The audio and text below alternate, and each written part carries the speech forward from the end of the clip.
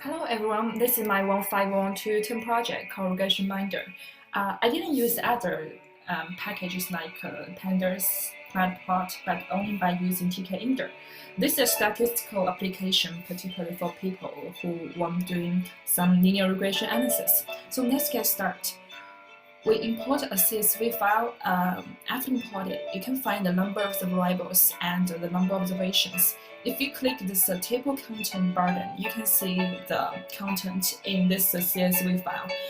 Also, you can find the linear regression menu button. There are 4 steps in this menu button. So the reason for having this order of the steps is if we find the variables are not normally distributed and have a lot of outliers, after these first 3 steps, we want to do some transformation for the variables we have interested in the step 4.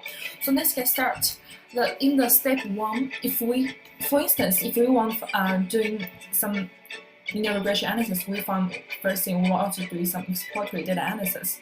So in this case, we want to find some statistical information about these 2 variables called length of stay and infection risk. So you can see there automatically have 2 histograms and a box plot for these 2 variables and some statistical information. So based on this histogram and the box plot, you can find the length of stay is not normally distributed and have a lot of outliers, but infection risk is not normally distributed and don't have outliers. So next steps, we want to run some linear regression model.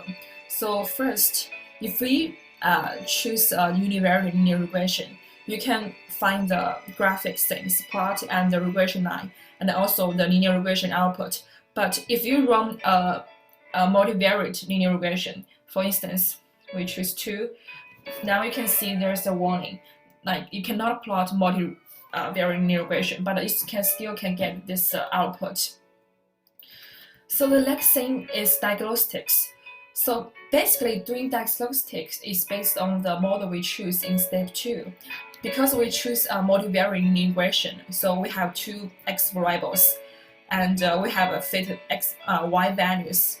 If you choose this diagnostic things, you can see the y values are residuals, and the x the variables you choose.